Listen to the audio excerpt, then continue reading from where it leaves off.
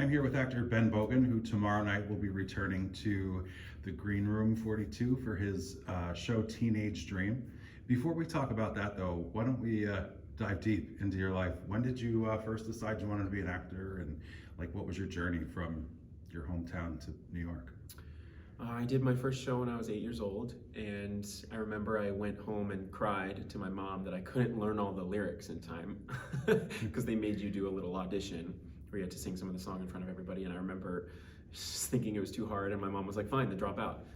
And I was like, no, I can do this. And so I did, and I remember we got on stage and we did our performance and, had all our parents and friends watching. And I remember this feeling of being so terrified and, feeling this electricity throughout my body. Just something inside me said, this is so amazing. This is so magical. This is so safe. This is a special place, like an alternative reality. And I just remember thinking, I want to feel that again and again and again. Mm-hmm. So I kept forcing them to put me in every session after that, every after school theater program or the summer camp where you put on a show in a couple weeks. And so I just kept doing that, and then eventually I found myself kind of bored with that level of kid theater, and I was like, I want to do a real show, not just sort of like a camp.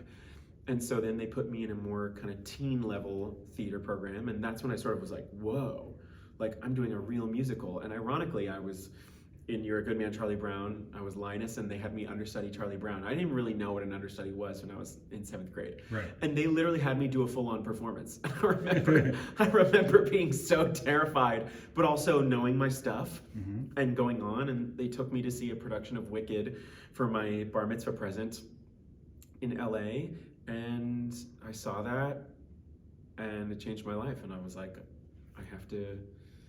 And that's where you grew up in California? Yeah, in the Bay Area, kind of 55 minutes outside of San Francisco. What made you make the move to New York to pursue theater? Well, I did a lot of adult and regional theater growing up in high school. I didn't really do shows in high school. Their program wasn't particularly great, so I kind of did adult outside community theater, where most of the adults were just, they had regular jobs and just did it for fun. But there were a few people in there who were, either training to be a professional or, had been in New York and then came back to the local community to do a show. And so I always really admired those people, and I just wanted to learn as much as I could. And when it came time to apply to college musical theater programs, I was doing my research and I auditioned for 6 schools. And I got into a couple of them, and one of them was the University of Michigan for musical theater. And at the time, they only took about 13 boys out of 1,000 applicants or so.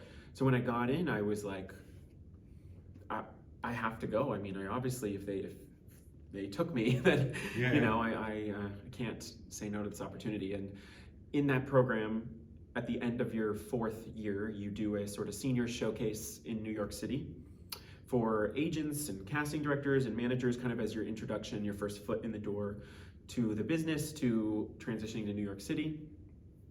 And I have this great Elvis number from All Shook Up, which was first created by Cheyenne Jackson, one of my idols. And so I had that number, and I had backup dancers, because I remember the guy who sort of helped pick the material was like, you can really carry a stage. He was like, you shouldn't just have a park and bark number. You should have a number where you are carrying a production number and you have dancers behind you, with your energy and your exuberance. And I remember being like, okay, great, that's what I love to do.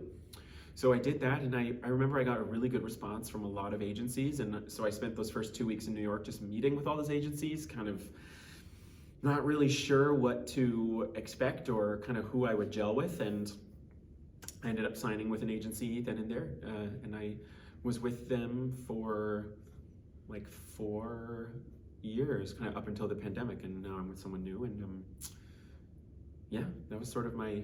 Was there any apprehension when you were first moving, or were you so excited that you're like, oh, this is my shot? I was lucky because I had my equity card, because I had gotten my card doing Pittsburgh CLO the summer before my senior year in college, and it was amazing because I was in their full season, getting my card, performing with, amazing Broadway people, You know, I got to be in scenes with Erin Dilly because I was Robert's and I, the sort of bumbly butler in Mary Poppins, and I remember like she was so cool, and David Elder and Jackie Burns in Man of La Mancha, and I mean so many amazingly talented people that I got to work with that summer, and I was like, wow, like they've been in Broadway shows, like I'm getting closer and closer to being on the same level as them. And then I graduated and I was doing Damn Yankees at Pittsburgh's Yellow again, and then I found myself that first summer, you know, terrified, of course, and you know, wondering when I would get my first job. I got really close right off the bat, like maybe 2 months in. I was in final callbacks for the Miss Saigon revival for an ensemble understudy for Chris, and I remember thinking like, oh my God, I'm gonna get this, and I'm gonna be on Broadway, and life is easy. And you know, it was 4 rounds I think that I did, and then I didn't get it. How did you handle that? Was it a gut check for you? Was it like it was so? I mean, it hit me in the stomach, and I remember being just so defeated. I think just I had never made it that close before. Like I did not think that I would get that close to the dream that soon. So I remember thinking like, wow, I'll never get that close again. This is going to be so much harder than I thought. And so I was working a survival job, and I remember I had 2 auditions in one day. One was for Anastasia, and one was for this new musical called Susatska. And ironically, I had just started subletting in Astoria, and my roommate Jordan Barrow, who's now Bach in Wicked actually, he was starring in this new world premiere of this musical called Susatska with him and Victoria Clark, Tony winner Victoria Clark. And I had kind of heard about it distantly. I knew that it had plans to make it to Broadway eventually, and I didn't know what it was. So I ended up getting an appointment for that and Anastasia in one day. I remember it was Susatska in the morning and then Anastasia later that day. And I was like, well, this Susatska piece, like whatever, I'm trying to get Anastasia. Yeah. So I was like, great, the Susatska audition will be like a warm-up, and then I'll get Anastasia. And so I remember I go to the Susatska audition, there's like 90 guys there for a swing, for a Caucasian swing. And it was like a contemporary ballet combo. And I was like, I'm gonna get cut. Like, I was there next to a guy I knew who did American Paris. I was like, there's no way that that's not my forte. I mean, yeah, I can do it, I have technique, but, you know. So we do it, and I get kept, and I was like, okay. And then the next combo was like this, like, down in the mud African jazz combo. And they were like, yeah, you can do it barefoot if you want. And I remember being like, cool. And it was really like physical and lots of like punching and very like thrashy. And I remember being like, this is awesome. I'm vibing with this. Mm-hmm. And the legendary choreographer, Graciela Danielle, was like sitting there in the room, and she's like musical theater history. And so I do the dance, and I think that went pretty well. And then suddenly there's only about eight of us left who get kept to sing. And I was like, oh, this is awesome. So I go in and I sing just the most belty song I had. And I remember the music director and the casting director weren't really looking up. And I started to sing, and then they both looked up. And then they were like, great. And so I left, and then I thought, well, that went well. Then I go on to Anastasia, and I get cut right away. And then like a couple days later, I was at like a staff meeting for my survival job that I was doing, and I get a call from my agent being like, hey Ben, you're in the final mix for this, and so the producer is Canadian, and so basically you're going to be flown to Toronto for a final callback for the entire creative team. And I was just like, what? Mm-hmm. Like literally flown there, do the callback, flown back. And it was the most wild 24 hours ever. And I don't know, I was born Jewish, I had a bar mitzvah and all that, but I sort of kind of lost a lot of my religious beliefs. But I remember that day in the airport, an Orthodox Jewish person asked me if I was celebrating Yom Kippur, and I was like, obviously not, because I'm about to get on a plane. And he was like, oh, well, do you mind if I bless you for the tefillin, I think is what it's called, where they wrap the little thing around your arm and do a prayer. And at first I was like, in the middle of a goddamn airport? Like, yeah. Oh, sure. So he does it, and he's like saying the prayer, and it just looks really bizarre and suspicious to everyone like sitting around. And I was just like, it's a holiday. And he says a prayer, and then I was like, he was like, repeat after me, and I was like, I know the prayer. And then I was like, thanks. And then I get on the plane, I do the callback, and I'm talking about it to the people in the hallway as we're waiting to go in, and because it just seemed like such a bizarre story. And I go in for the team, and someone behind the team was like, so we heard that you got blessed in the airport. And I was like, yeah. And so, half the team was Jewish. So I tell this story, and I think it was like honestly the icebreaker that kind of set me apart. And I think that there was a lot of Jewish people behind the table, and I think they just connected with me. And I sang my song, and then they're like, do you have something more classical? And I was like, sure. So I sang another song, and I left, and I just had a really good feeling. And I remember I went back and I went to Boston and visited my friend, and then got the call that I got the job, and that I was gonna be living in Toronto for 6 months. And I did that, and then the show didn't get great reviews, and it kind of didn't go anywhere. But from that experience, I ended up making, a friendship with Miss Vicki Clark, and that experience was worth, that whole thing. Getting to call her a friend now is very cool. That's awesome. And you also were in Jersey Boys. You did the tour. Yeah. So 3 months later. Yeah. Yeah. 3 months after Susatska, I got back to the city. I found myself in final callbacks for The Waitress first national tour. Mm-hmm. So I was like doing a final callback for Miss Sarah Bareilles herself, and I was just like,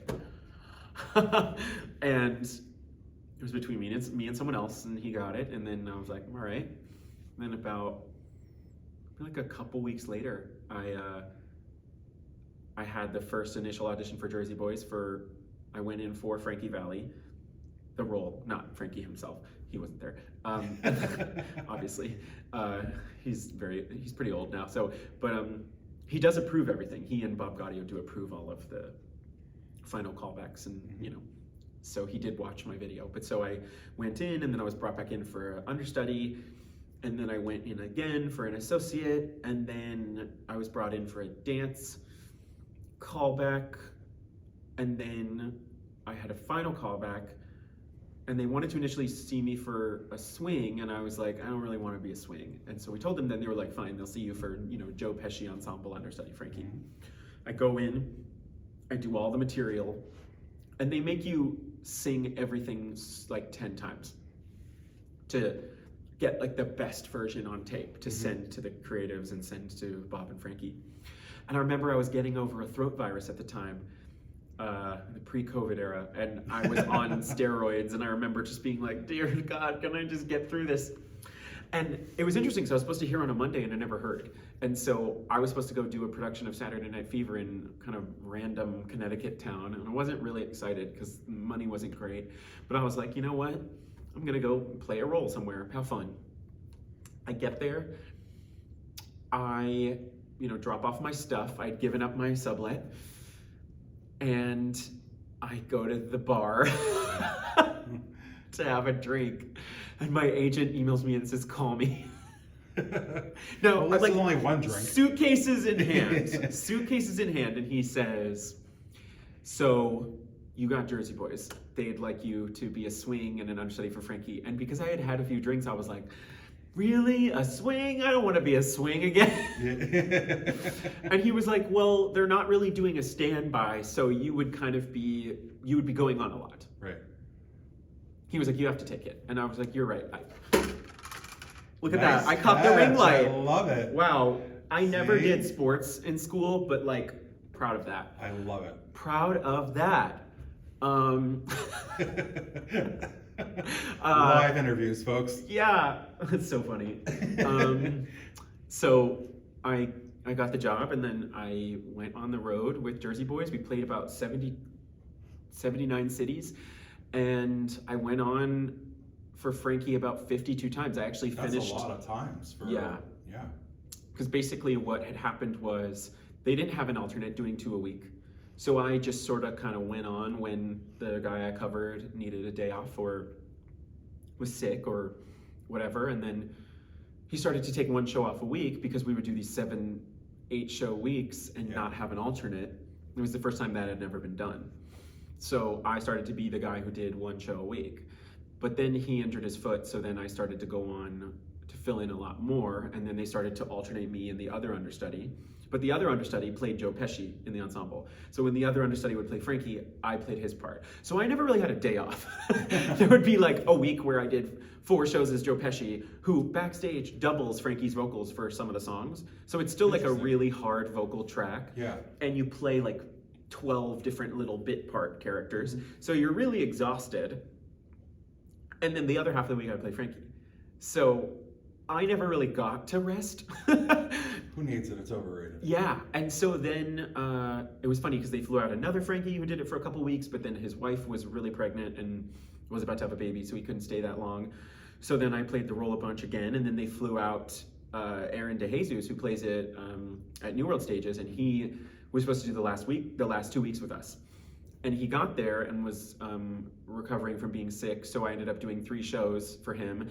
Then he played his entire hometown in Salt Lake. Then the last week, it was just 2 cities in California. And that first show, I was doing cardio in the break room, and I had sort of checked out. I was like, it's the last week. I'm going to Italy next week. I'm not going on anymore. And of course, I mean, it was awful, but like Aaron tore his calf muscle on stage during Bogen, which is about 25 minutes into Act 2, maybe 30 minutes into Act 2. And you do that big number where you kind of do like a jazz split or a knee spin. It's very physical. You have to do a big warm up during intermission to get ready for it. Mm-hmm. And then you go into a sit down scene where you're at a table and you're just yelling at each other about getting in debt. And it's this long scene. So I guess that table scene was happening and he had signaled to someone, I'm injured, but I guess maybe didn't know how bad it was. But somehow they got a signal to me backstage, like, get into costume. Mm-hmm. And I hadn't shaved that day. Now, I mean, I didn't look like this, but I was definitely a few days past what I should have been for Frank doing. and his baby face. And of course, I had like lent my razor to one of the swings, and I was all sweaty from doing a cardio workout, so my hair wasn't done. Like, you know, usually that had never happened to me the entire year. I had had at least 30 minutes notice, an hour notice that I was going on. Never did I have this kind of situation happen. And it was the last week of the tour. And so I managed to like get into costume, but I can't fully get into costume until they get the mic from him and give it to me. And it's like a double mic on your back, and you have to get the wire clipped into your hair. And my hair was so sweaty from working out, so I couldn't even like style it. I had just slapped whatever makeup I could on my face just from looking like a tomato from working out. I looked dreadful. I looked like trash. And so they stopped the show, and then they're like, ladies and gentlemen, like, we will continue. And it was funny because our main stage manager had left to go work on Ain't Too Proud. So this was like our PSM, you know, the assistant had taken over for the last little bit, and he was like 26.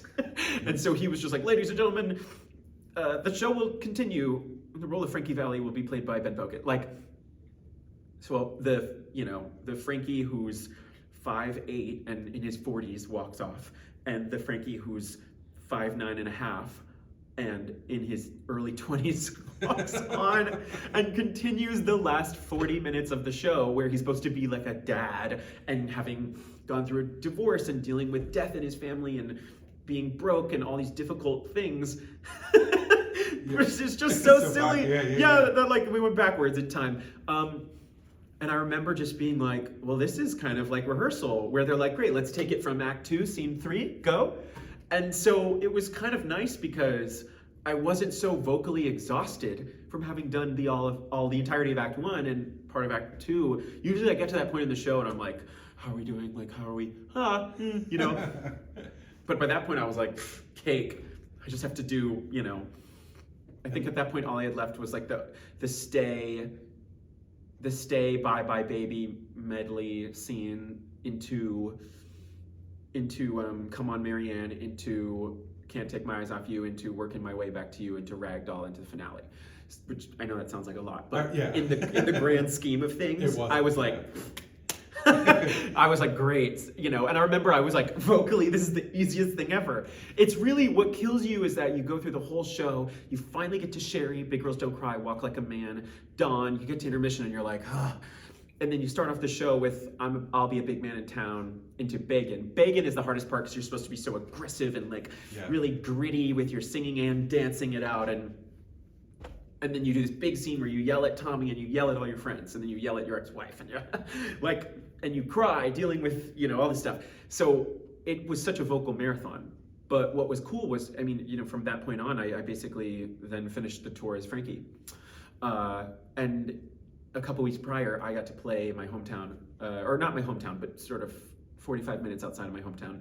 We played San Jose, and I did 6 out of 8 shows as Frankie that week. That's awesome. And it was so surreal because I had seen national tours in that theater. We didn't play San Francisco, unfortunately. It is still a dream of mine to play San Francisco, but we got to play Sacramento and San Jose. And you know, I remember Sacramento, my parents took me to see the national tour of Legally Blonde there and the national tour of Spring Awakening. And then San Jose, similarly, I think they took me again because I was that teen. I saw Legally Blonde and Spring Awakening there as well. And so to be leading a national tour in the same theater where I saw these tours, and you know, in Sacramento I had one show that I knew I was on for. I ended up doing 2, but I had one where I had 75 people from my hometown come. That's awesome. And then San Jose, it was like every night I had people there. So that was just like more even so than Broadway, which came next. I was gonna say, and then you opened, Yeah. you got your Broadway debut in Frozen. Yeah. What was that like?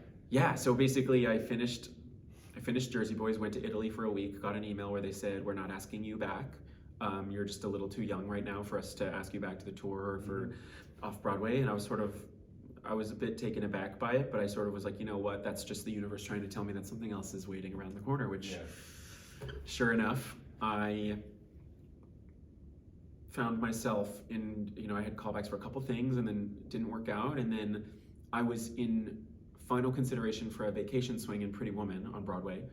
And I didn't get it because the person that they thought was going to take time off didn't end up taking time off.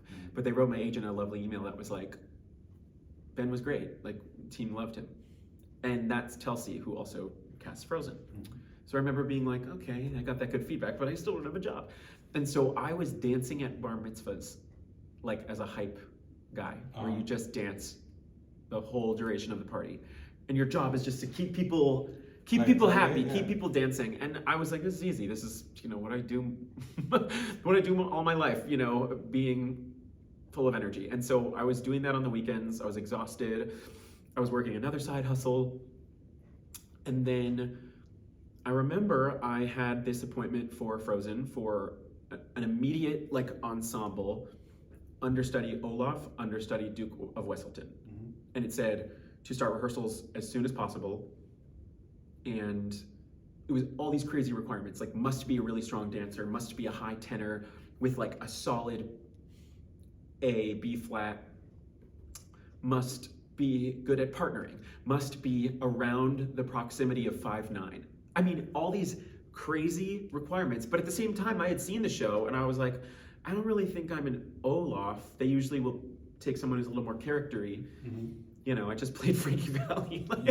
So I was like, I don't think this is for me. I remember I was sitting with my friend Cameron, who's in The Lion King, and I was like, I don't think this is my gig. Like, you know, the Duke is played by someone who's in their late 40s.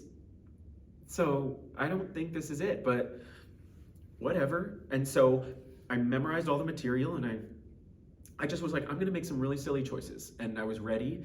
And it started out with a dance call and it was like maybe 50 of us, 40 of us, something like that. And we learned this first dance combo, and the guy teaching it, the associate choreographer, he had choreographed a music video that I was in for free. That was directed by Andrew Keenan Bolger, actually. My first summer in New York City, like just did it, you know, for fun, you know. And so he remembered me, and it was nice to see a familiar face. And he was sitting there with the choreographer, Rob Ashford. And one of the first Broadway musicals I ever saw, my first trip to New York, was How to Succeed at Business, the revival. So I thought, how cool that I'm getting to audition for the choreographer of one of the first shows I saw on Broadway. And we're doing the combo, and I like feel something in my hamstring during the combo, and I'm like, I think I just pulled my hamstring. And so I like on the side happened to have ibuprofen and Gatorade with me. So I take 3 ibuprofen, I chug the Gatorade, I'm like, please just like kick in. I get kept to do partnering. Suddenly it's like half the room, there's maybe like 20 of us left. So we get paired with these 2 girls from the show, the dance captain and the vacation swing were there, and we start just getting taught the partnering where you have to like lift her up and spin her around and, you know, kind of do these like different lifts. And we do that, and I get paired with the dance captain, and I'm literally like shaking because I'm just like, oh my God, you know, I'm being kept. And she was very lovely, and she was just like looking in my eyes, and she was like, breathe. And she told me again and again throughout the entire time I got Good advice, right? Yeah, and then they ended up having us do the first combo again, and I was like, okay. And then they cut more people, and suddenly it was like 10 of us. And we do more partnering. I'm like, I'm starting to go, oh my God, like I could get this. And then they had the rest of us sing, and I had to go in and do the Duke of Wesselton material, the Olaf material. I sang my own song, and it was interesting because like they gave me, like the guy had me do one line like 6 different ways, and it was really interesting. And I was just down to play, so I thought it was really fun. And then they said, you know, can you sing a song of your own? And it was really cool because, you know, Stephen Aremus was in the room, and he's, you know, he's a legend, you know. Yeah. So they were like, can you sing a song of your own? And I said, sure. And I thought, you know, what could I sing that's funny, but also shows that I have the range? And I realized that I had Girl, Can I Kiss You With Tongue from Crybaby, which Rob Ashford had choreographed. So I was like, well, that's fun. So I do that song, and they all were like, okay. And I leave, and I'm in the hallway, I'm packing up my bag,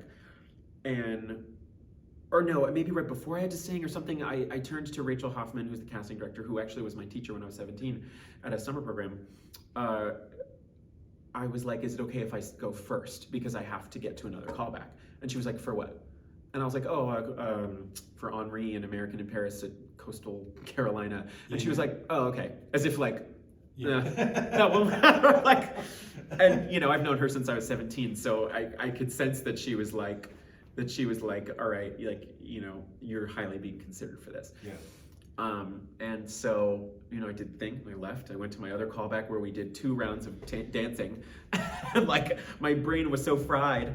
I'm sitting in the hallway, and my agent calls me and goes, hey Ben, so you have a work session with them tomorrow. They just want to have you come to and all my agent said was, they want to have you come to the theater and play with the puppet. And I was like, anything else? Like, do I need to prepare anything? And she said, nope. And I was like, what do you, like, I don't need to prepare anything. And she was like, no, they just want to have you play with the Olaf puppet. Okay. And I was like, how many of us are left? And then she was like, I think it's maybe 2 of you or 3 of you, something like that. And I was like, oh my God.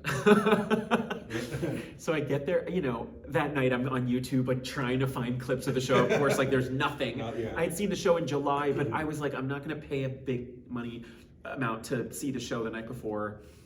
I don't need to do that. So I show up the next day.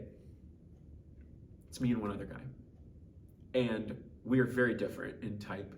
And the associate director, who was British, was like, I know, isn't it so tantalizing? It's just like one of you is going to get the job and one of you isn't. He said something like that. He was like, you're so close.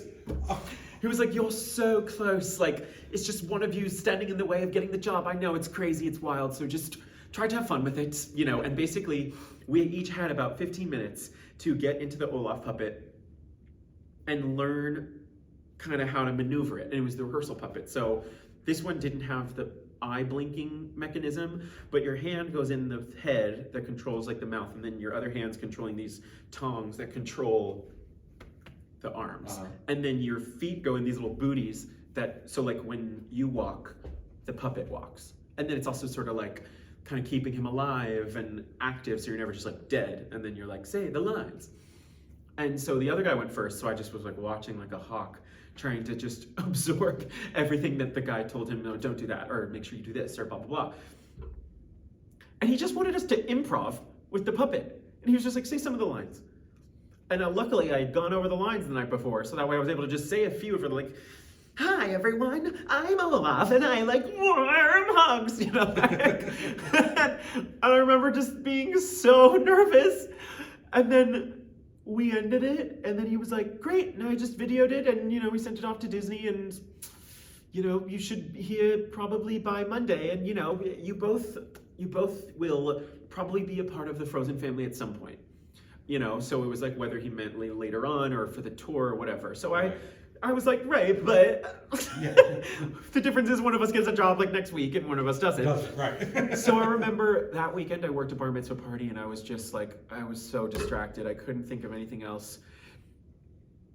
And the next day I was so tired, and then I had an appointment for Hamilton. I go in for Hamilton and it goes well, and then I go home and then I'm cooking something and my agent calls me and she was like, how are you doing? And I was like, I'm pretty exhausted. And I was like, I was working this job this weekend and blah, blah, blah. And she goes, well, you won't have to work there anymore. And I was just like, oh, okay. And I remember it was very cool because I called my mom and I was like, Mom, I'm going to be on Broadway. And she went, in what? Because I hadn't told her. Right. And so that was a cool day, and I made my Broadway debut the week of my 25th birthday. That's a present and a half to get. Yeah. Being a present that came with its challenges and its own set of obstacles and new anxiety, and it was very, very mixed in the sense that it was the most exciting thing, but then I also was just I was so nervous. I wanted to do such a good job. I wanted to take every note. I wanted to give 100% every show, and 2 weeks in I thought that I was hit by a train. I was like, I couldn't get out of bed because I was working myself so hard, and I'd see other people around me would be like, sometimes you got to give an 80% show. And so learning that was like a real... Did it feel like a cheat to you to have to do that, to have your stamina? No, it was hard. Like, you just had to have days where you're like, yes, you can still be present and have energy, but you can't be killing yourself every show. You gotta have shows where you pull it back a little bit, so your body can get through a 2-show Wednesday and a 2-show Saturday. And because it's not like you just do your show and you sit around in your hotel like you do on tour. You're buying groceries, you're taking class, you're working out at the gym, you're doing other auditions, your chores, blah, blah, blah, running errands. You have a busy day, and then you're doing your show at night. Right. So it was so different than on tour where I could just do nothing and then do the show. Right. It's like being on vacation, a hard vacation, but like, so very, very different worlds. And I was learning the Olaf puppeteering during the day, and I was doing the Duke Wesselton understudy rehearsals, and my contract got extended, and so I was in the show from October 23rd until January 30th or something. And by the end, I was so ready for a break, but I had booked Pepper and Mamma Mia in North Carolina, in Raleigh. So I finished my last day at Frozen and had to take a red-eye to Raleigh, and woke up the next morning. And I remember I was really sick. I had gotten over being really, really sick that week, and that was pre-pandemic. So it was like, okay, you take one show off to rest, and then you're in the show the next day on steroids and a cough syrup on an inhaler, whatever it takes. Yeah, to get you through. And that's when I made my Duke Wesselton debut. My principal Broadway debut was me barely able to talk. And then you mentioned the bad word, the pandemic, and then everything comes to a stop. Yeah, well, and I had gone back into Frozen like 4 different times prior to that. Oh, okay. And then, so now the pandemic happens, you're an actor, New York is like a ghost town, and like, what's going through your mind? Like, what do I do? Like, or did you kind of stay calm about it?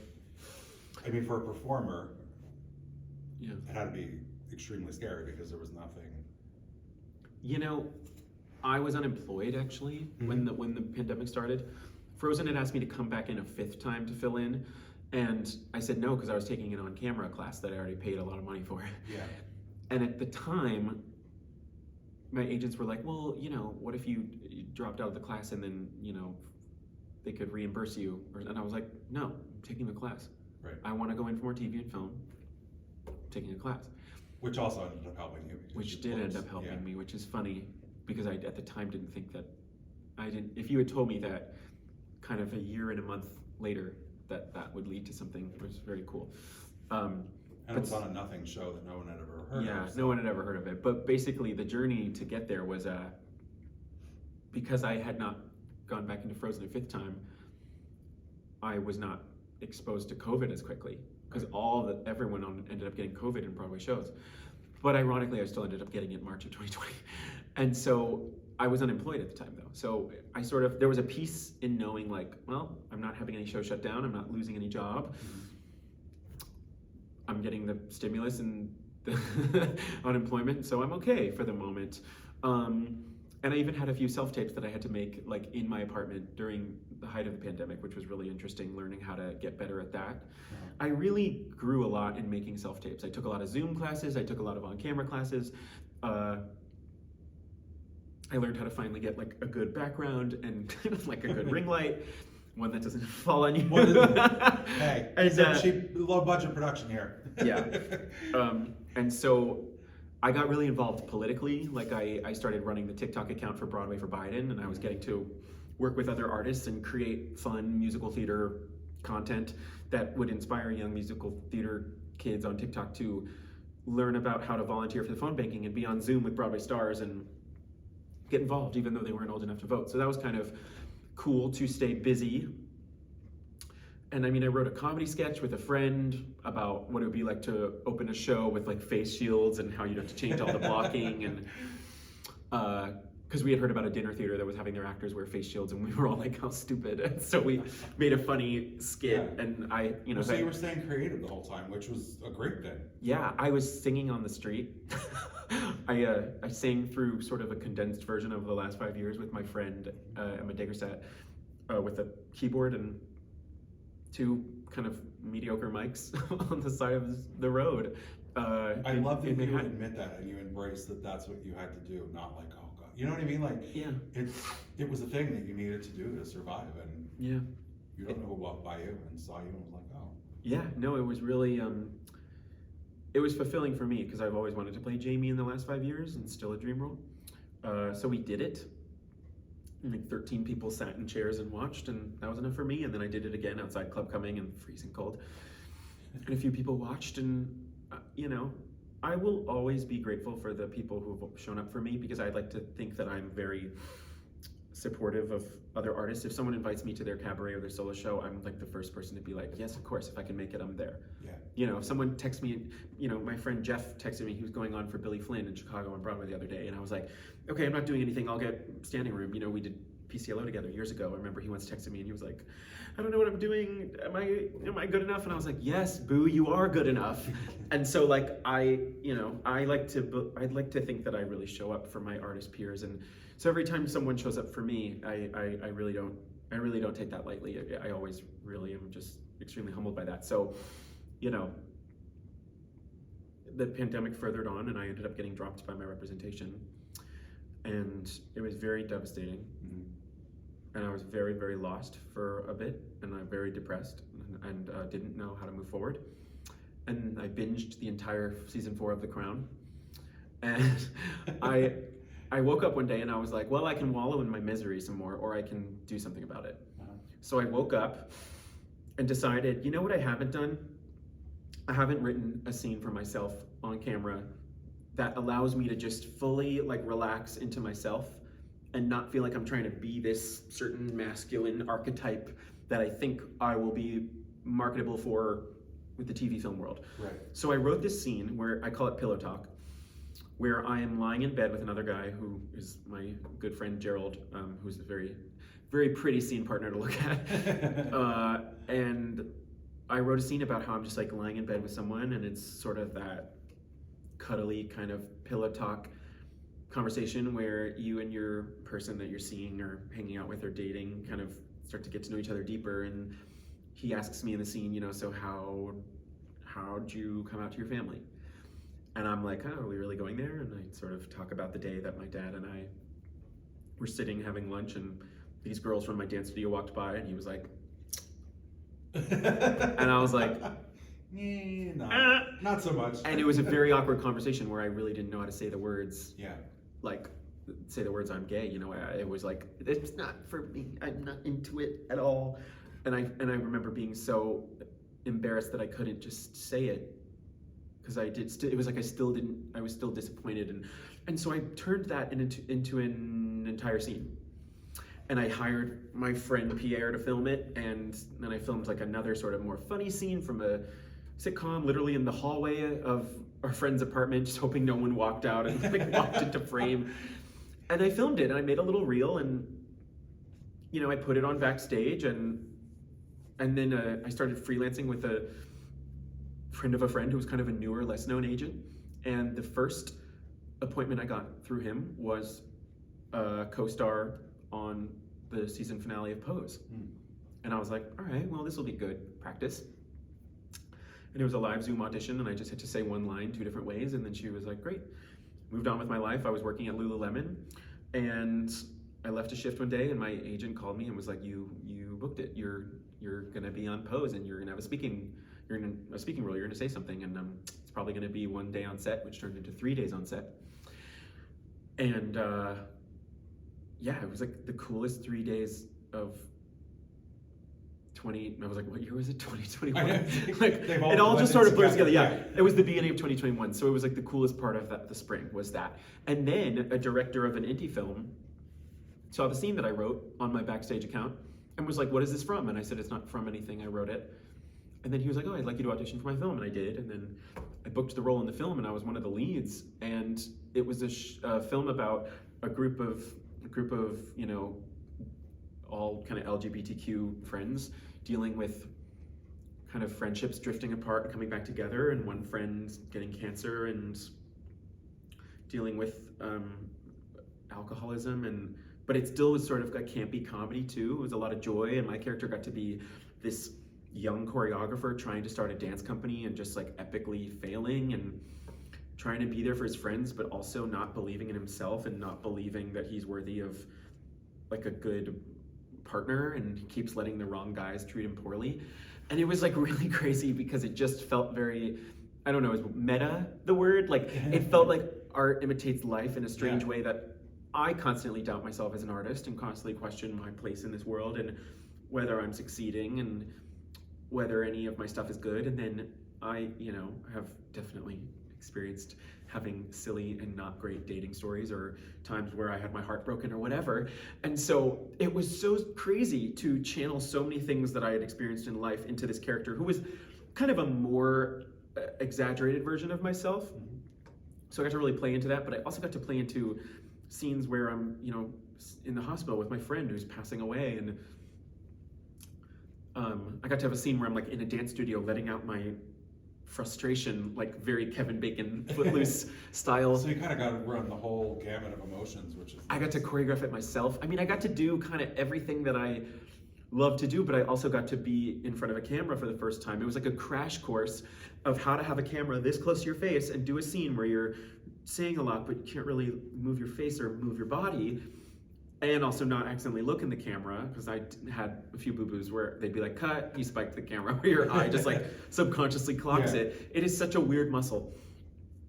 So I learned a lot, and that film is still in post-production, so it'll come out eventually. But I learned a lot. I learned a lot from that experience, and then I taught master classes all over the country during the pandemic. And I taught in Raleigh, I taught in Myrtle Beach, I taught in Pittsburgh, Pennsylvania. I taught in Walnut Creek, California, where I'm from. I've taught on Zoom internationally. I've coached students. I really just did everything I could to stay afloat. And then kind of the end of the summer came around, and theater was starting to come back, and I was really on the verge of losing my health insurance, and I was in final callbacks for a couple shows, and it didn't work out. And I was just like, I have to do something in my life to make a change, because I'm just suddenly getting stressed again about the thought of the industry coming back and me being like, what is my place in this industry? I haven't been on Broadway since 2019. So I started working with a life coach who's my really, really good friend. And at first I was like, we'll see if I get anything out of this, because you really don't know. Yeah. But it was amazing how every phone call led to me just like sobbing. And realizing there were things about myself that I want to work on, and how I struggled with being a people pleaser for many years and wanting to, you know, have everyone like me, and sort of at the same time also being afraid of really stepping into my own power, stepping into the spotlight, embracing my creativity and unapologetically. So my life coach was like, well, what's something you could do that could really like make, you know, Super Ben, leading man Ben, step into his next phase? And I was like, well, Green Room 42 asked me if I wanted to do a solo show, but I just don't feel ready. I mean, I haven't played a big lead on Broadway. I haven't, you know, I don't feel famous enough to do a solo show. You know, I was like, who would come? And what if it's cliche? No one wants to go to those things. And she said to me on the phone, she said, what if it was cliche? And I remember in that moment thinking, well, then I'd probably have a really fucking good time. And then she was like, what if this show was the thing that actually changed your life? And at the time, you know, I didn't know that I would, oh, it's crazy, I'm gonna like get a little emotional, but like, I didn't know that I would end up having such a cathartic experience writing a solo show about my years of coming out and discovering who I was, heartache, love, secret crushes, awakening. I didn't know that I would write a show like that would sell out, and that would get 2 like amazing reviews, and that would get an encore performance with a Tony Award nominee as my guest star, who I watched on MTV's Legally Blonde the musical. Like, so, you know, it's really crazy because I was really scared. I was really scared to do it. I was afraid, what if it's bad? And my life coach really just helped me through it. She just was like, I think you actually have an idea of exactly what you want to do, and it's not going to be cliche because it's your story. And I think so often we think like, another coming out story, like, is that what we really need? But if you actually think about it, I think I can maybe count 1 or 2 times where I've gotten to audition for a gay character in musical theater. I've certainly never gotten to play one full time, you know, and so I thought, well, you know what, maybe my story actually is really important to tell. And so I started crafting this idea that because I had come out 10 years ago and I had never really embraced myself on a stage in the spotlight, rather than hiding behind a character or a dialect or a costume, you know. I obviously brought me to Frankie Valli and I brought me to every role that I've done, but I also am very masculine presenting. I'm very physically active. I look the way I look, so I definitely have a certain type that I get called in for. But I wanted to kind of shatter that illusion, and I wanted to stand on a stage unapologetically telling my own queer awakening story. So I wanted to use only like female pop icon songs, except for one. We do one song from Everyone's Talking About Jamie, because this song is very perfect to describing this time in my life where I was afraid of bullies and afraid of showing the sensitive, feminine, creative side of me at school. But other than that, every other song is like a iconic pop diva, an LGBTQ icon. You know, we open with a Cher number. We do a Britney Spears song. We do Katy Perry, of course, because the show is called Teenage Dream. And the reason that I wanted to call the show Teenage Dream was because in 10th grade, every day from school, after school, I would go home and I would watch the music video, the Firework music video. And in the video, I specifically remember seeing it for the first time. There's a moment where it shows a series of different people in life kind of afraid to get out of their shell. One person has cancer in a hospital or something. Another one is sort of a girl who's uncomfortable with her weight at like a pool party. And then one is this guy at a bar and his friends are on the dance floor and they're like telling him to come over and he's like, no, I'm good. And you see these little different storylines progress in the music video. And when the fireworks start like bursting out of that guy, you see him get up and start to walk towards this guy and the girl on the dance floor. And you think, okay, he's gonna have the courage to kiss the girl. And instead, he goes and kisses the guy. And then fireworks blast off, and then it cuts back to Katy Perry being a queen. And I remember I watched that video and my jaw was just like,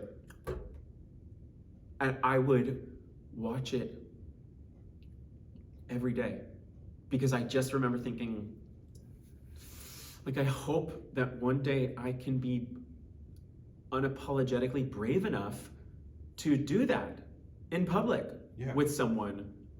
And then I would watch her teenage dream video where she's like on this road trip with this really cute guy and like dancing on the beach with her friends and just, you know, so in love. And I remember being like, I wonder what that will feel like. I wonder if I will ever have that. Like, I wonder if I'll ever have like someone who looks at me that way and thinks that I am their teenage dream and that I'm theirs. And I would just watch those videos and I would just think like, man, I hope that one day I hope that someone like thinks of me that way. And then the show kind of talked about how I had all these experiences where I thought, is this it? Is this my teenage dream? Is this person who came along who like called me cute and then like ghosted me or whatever? Like, and kind of like that disappointment that I think a lot of queer teens experience when they just want to love and they just want to like have a significant other the way you see so many straight couples seem to have more easily. Right. And then get continually let down because often, you know, more LGBTQ teens are dealing with self-hate and internalized homophobia and insecurity, and the way that they deal with that is they, you know, kind of get to experiment later in life, so they're less likely to be like, I want to have a significant other, or I want to be committed. They're learning how to communicate because for years they had to hide. Yeah. And so I know that things are different now a little bit, but you know. So my show is about that journey of getting disappointed a few times, more than a few. Spoiler alert. Yeah, but I still managed to have a lot of humor and hope, and you know, explore like when I did finally have my first relationship and how it was that Katy Perry music video moment, and then you know, life teaches you that things don't always go the way you think they will, and we're still learning about ourselves and. So yeah. Is there more of a pressure for you doing something that you wrote and that you're performing in terms of, well, if they don't like this, they don't like me? Or if you're in a Broadway musical playing Olaf, they're like, oh, well, like you're not making an impact as much as you're making an impact with your own work? You know, I've thought a lot about this because I think the build up to the solo show, I was like, what if it's actually terrible? And what if no one laughs? Like, and what if I, you know, can't sing 12 songs back to back? And then I did it, and I remember being like, I'm getting off of a cold, and I'm on steroids right now, and I'm doing this, so like, I can do anything. And I had an audience of people who love and support me, so that was really special. I think when you're in a show where someone else is in charge and someone else has a vision, and you're just trying to like do you, but also hope that that they're happy with your job and they have the power to fire you, that is more scary than doing something that's 100% mine. Like for this next solo show, I'm doing a lot of the same stuff, but I rewrote a couple things because, you know, I can't do it robotically the same thing. You want to keep it fresh too. Yeah. So I think it's more freeing to do your own show because whatever you do, it's yours, you know? And I think with solo shows, it's not like you are like, this is my exact line, and if I don't say it right, then I throw off the cue of everyone else. We do have moments where I say specific things that lead to the band doing something or my dancers doing something. And that's why I wanted it to be like a big thing. I didn't want just me. I wanted two backup dancers who kind of glue it all together, who almost serve as like an ensemble to help kind of weave the show together. And my guests each come up and kind of help me tell a certain part of the chapter in my life. One of them being sort of college, getting to finally experiment and figure out what I like and feel, you know, attractive for the first time, but then experience dating apps for the first time and experience getting rejected and ghosted a bunch, and you know. In the back of your head, I know that it's being recorded. Do you think if it gets shown somewhere, it is also live streamed, so there could be somebody in a town somewhere that is not comfortable coming out, or like, do you think about that, or do you not get so into your head about that because then it would feel like more of a pressure? I wasn't thinking about it until just now. Thanks so much, Brian. The interview's over. No, see, the hell with that thing. I wasn't really thinking about that initially, but then someone DM'd me after my first show and said, I watched your live stream and I'm bisexual, and your show inspired me to just be like a little more brave and a little more confident to talk about it with my family. Because my first show, my parents were there, and my sister, and all these people. And I really go in. I really, I unapologetically talk about things. And one of my friends after the show FaceTimed me, and he was like, I don't know if I could talk about the things that you talked about like in front of my family the way that you did. I mean, we sing an acoustic version of Daddy Issues by Demi Lovato. Yeah. And I mean, I think the richest part is that over the holidays, my dad was like, is there a way that I can get a download of your version of Daddy Issues to listen to in the car? That's really... And I did not think that that would be words from my father. Yeah. So just goes to show. But like, I know for myself, I wrote a book, and that whole cliche of, oh, if it only helps one person, it's not really a cliche when it actually happens. What did that feel like for you to get that feedback and just knowing you made a difference, even in only one person's life? Felt pretty great, Yeah. Especially because right now I'm still struggling with believing that someone will, put me in their show soon. I was supposed to go do a production of I Love You, You're Perfect, Now Change in Florida. I was going to be one of the 4 leads, and it was going to be my first contract since the shutdown, and I was really excited. And it got canceled like 2 weeks before we were supposed to start rehearsal, and I found out a couple days after I had done the solo show. And I was just like, this is really bizarre timing from the universe. Like, what is the universe trying to tell me right now? And I called up Green Room, and I was like, I'm around. And they said, can you do your show January 6th? And I just, like, without even thinking, I checked with my MD, checked with my band. And Yeah. I was like, sure. Little did I know that Omicron would get as bad as it did, like 5 days later. We have Flu-Rona coming, so don't jinx it even further. Yeah, so, the fact that we have sold like 35 in-person tickets right now, and 38, 40, I think somewhere around there, live stream tickets so far is great. That we even have like that amount of people wanting to tune in, and hopefully, a lot of people get their tickets the day of. But I know a lot of people who are like, oh, we're afraid to kind of go out right now, or like, oh, we'll watch the live stream. So it's hard to sell. And I sold out the last one, and my friend Alex yesterday was like, you sold out the first one. You don't need to sell out this one. Like, this second one's like a bonus. Right. Like, now you get to do it and like not be so freaked out. Like, is this good? It's good. Now you can actually enjoy it this time. And 60 some or 70 or 100, whatever it ends up being, more people are now seeing it. You don't know who one of those 100 people could be. Yeah, what I mean? And last time we only had the live stream link like open the day before my show. Now we have it open this whole time. So by the time we actually do the show on tomorrow, it'll be, who knows how many people will tune in. And so, yeah, I'm excited. Obviously, we have to all take a rapid test. It was my idea actually that like my band and my guests and I take a rapid test right before our sound check just to make sure that everyone's in the clear. And so there, people have been like, are you excited? And I'm like, yeah, but considering everyone and their mother I know has, had Omicron macaroni, it's like another one you just put into the universe. Now there's going to be another variant tomorrow. Yeah, hopefully. Don't say it too loud. Yeah, knock on wood. But it's been really, really challenging dealing with Omicron Kenobi, our only hope. So, you need to write a comedy. I really do. So, what are you looking for? Hopefully, this pandemic will be behind us this year. I mean, knock on your wood again. And what is it that you would really like to tackle? You've done Broadway, you've done touring, you wrote your own show. I mean, is there a pride that you have now and a sense of accomplishment, being that you wrote your own show and people have seen it, where you might go in a different direction? Well, I didn't expect to do an encore show this quickly.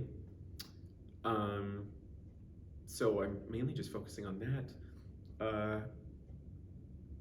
I mean, it's really interesting because it's like the future is really kind of a big question mark for me right now at the moment.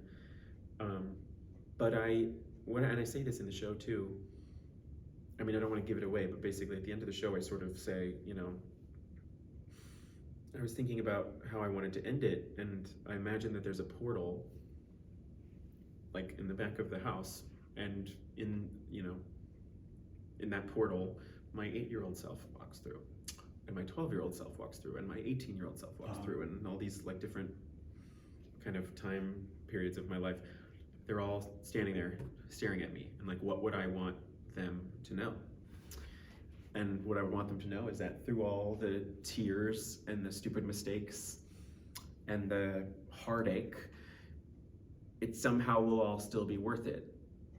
That while you still are chasing after dreams that still feel like a reach, and while you still haven't found the one in your life, you're more sure of yourself than you've ever been in your entire life. And that you have a newfound love for yourself, and ultimately that new love for myself and that new bravery to kind of take up space in the spotlight was something I didn't have a few years ago.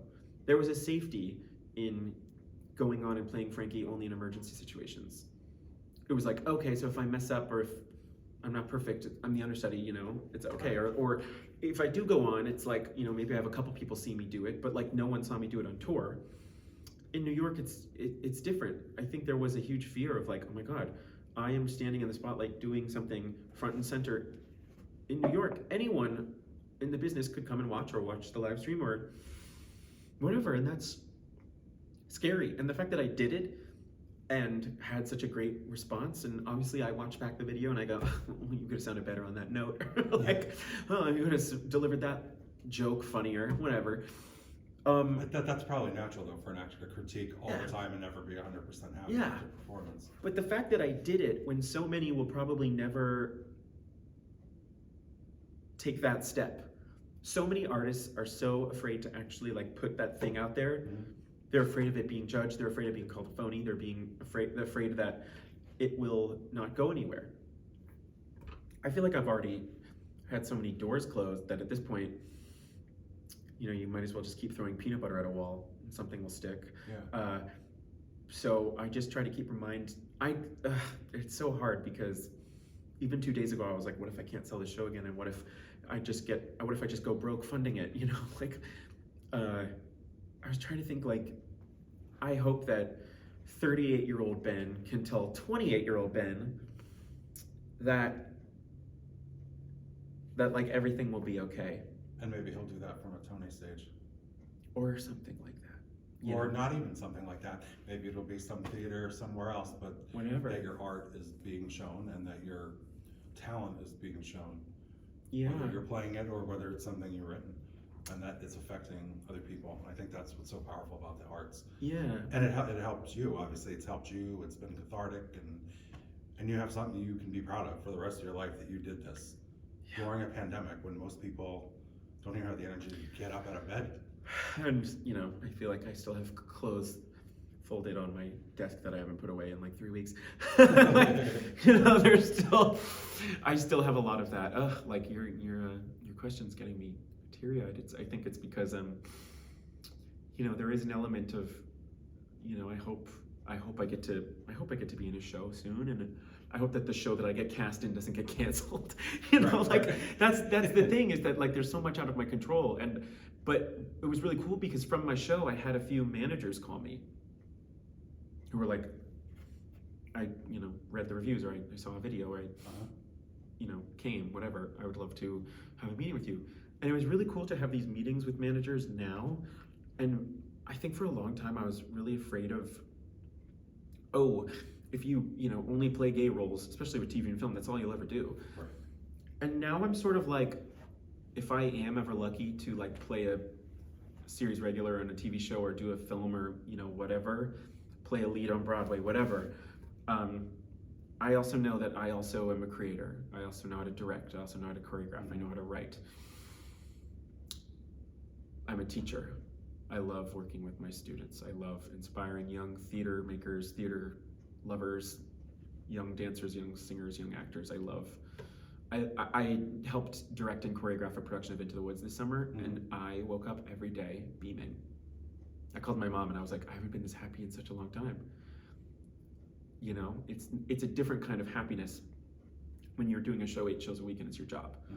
you are happy to be doing the thing that you studied to do in college and the thing that you set out to do, but it's also work, and it's also very tough. Exactly.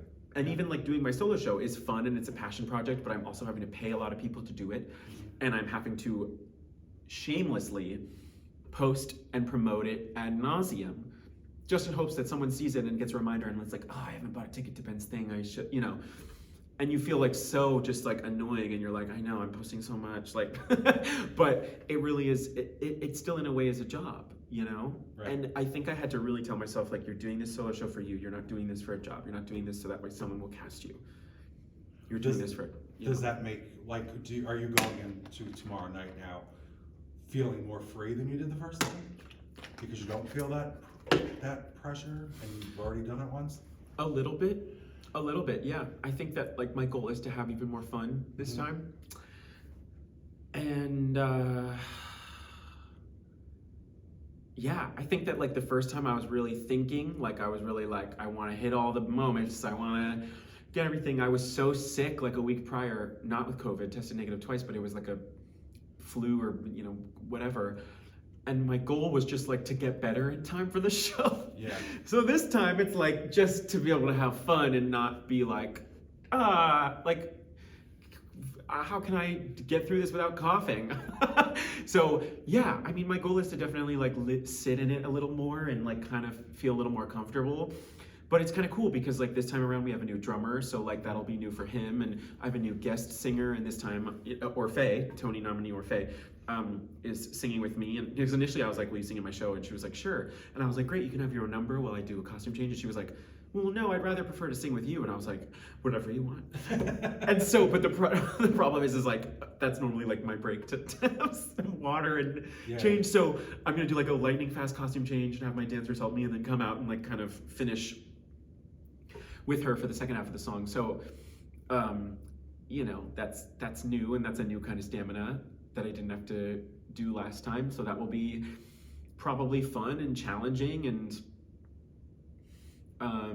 exciting, and yeah, so my goal is to just be even more present. I think the first time you do it, you blink and it's over and you're like, right. I did it. I remember I just was sobbing by the end, as after everyone had said, how much they loved it and stuff. I went to go grab my things from behind the stage, and I just wept because I just couldn't believe that this thing that I had like kind of conceptualized back in October had actually happened, and that it had sold out, and that people found it funny and moving and kick ass, and to be able to also believe it.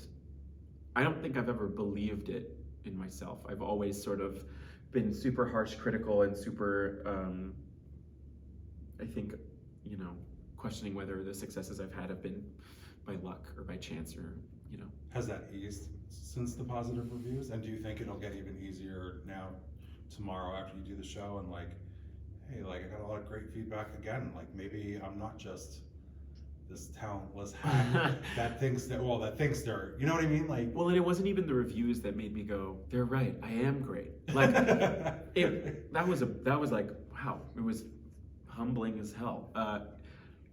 What made me go, wow, I am great, was seeing everyone's response at the end.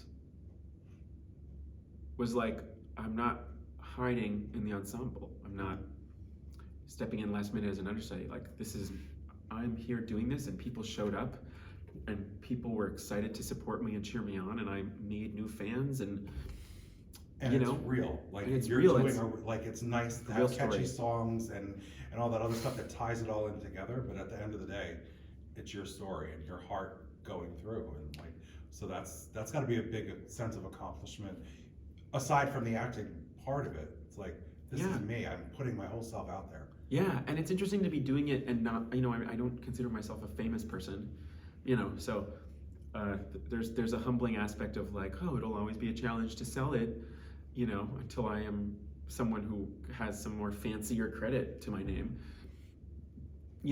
but I'm trying to learn, and what my life coach helps me do is that I am that famous, successful person now. Mm-hmm. And if I view my life that way, then everything will catch up to it. How hard is it for you to listen to a life coach and to actually take it in, as opposed to a friend telling you, hey, that show was really great, you really touched me. Does it come with more weight because it's a life coach where she doesn't really have any, well, I mean, I guess she has something to lose if you don't go see her anymore, but your friends aren't gonna say, oh, well, this really wasn't as effective. I mean, I guess they could if they were trying to be really honest, but I have to spend so much of my time as a friend like hyping my other artist friends up when they're having lows, or questioning when they'll work again, or questioning if they're good enough. I have to spend, it's part of your job as a friend. Yeah. I'm a firm believer in therapy. I'm a firm believer that, I'm a firm believer that every artist internally is like questioning whether they're secretly fooling everyone into thinking they're good. Yeah. Someone once said to me in a coaching one time, they're like, everyone's faking it, even the greats. They're all just faking it. They're doing what, there's no scientific formula of how to, make an audience cry. Yeah. So I am learning more and more how to really take in when a friend tells me like, that was great, or you're great, or I'm like, okay, yeah, I believe it. But I really, after doing the show, like I really sat with like, wow, that show was damn good, and I did that. And I did that on a New York stage. I didn't do it like in some random town on tour where no one saw it. No one in New York can say that they haven't seen me like do anything like that anymore. Right. I remember I was going into a final callback for the audition. Ultimately, I didn't get it, but the casting assistant was saying to me in the hallway as he's walking me in to like do this final callback, he was like, I watched the video footage of your show. Oh my God, like I love Hold On for One More Day. Like I love that final song, and like I watched your whole thing in my bed in my pajamas, and like it was so vulnerable and so amazing to just see you be like 100% unapologetically yourself. And I thought that was fantastic. That's the best compliment you can get. And it's scary because you're suddenly like, oh, I can no longer fool everyone with this fake persona. But like now everyone knows who I am. I think I used to. to think like I have to come in the room and be this like masculine, straight presenting guy because that's what's marketable and that's what will get me a job. Yeah. And it was like, and I remember someone once told me, they were like, there's something a little inauthentic about you a few years ago. And I remember being like so hurt by that. And I think I now feel like I get what they meant. That I've finally come into this newfound love for myself that I always felt when I was like teaching and working with kids and was like unapologetically like my goofy, exuberant, passionate, creative self. But it was like in the work field, I always felt like I needed to like be like chill and laid back and like cool and sort of this like, certain type of presentation of myself. And I got to like be like, fuck that, and like let all that go when I just did my show. Right. Talked about these stories the way that I would talk about them to my friends. Right. Well, it's like a forced, you know what I mean? Like you're forced to be inauthentic. Not you're forcing yourself, but just the situation. You're like, oh, well, I have to present in a certain way. Yeah. And this is just your baby. This is who I am. Yeah. If you don't like it, that's okay. And if you do like it, thank you so much. This is me. And yeah, I love that. I admire you for doing something like that and putting your whole heart out there for that. Thanks. I started putting clips of the show on TikTok, and it was really interesting because while I would get so many like glowing comments of really lovely, people being like, oh, this is so fun. Oh, I love this guy's energy. Wow, fill out, whatever. There was also a few mean comments. One person was like, this guy seems so entitled if he thinks that he's talented. Like, oh, he's so pitchy. Like, I don't get it. This guy can't sing. Like, and you don't even mean to read that. Like, you're just trying to look at view counts and stuff. And, it's like a humble reminder that like, the second you start to own what you're doing and be confident and share it with the world, right, the more susceptible you are to that criticism. Critics, hateful feedback, et cetera, et cetera. And so that's also been something that's I've had to gain even thicker skin doing, because that's not really something I've ever had to encounter before. Because I've never put myself do through experience. I've never put myself out there in that kind of medium. There has never been like that kind of video footage of me out there to complete strangers, one video I did about my pants ripping in the opening number of the solo show, where you hear me singing, got like 55,000 views.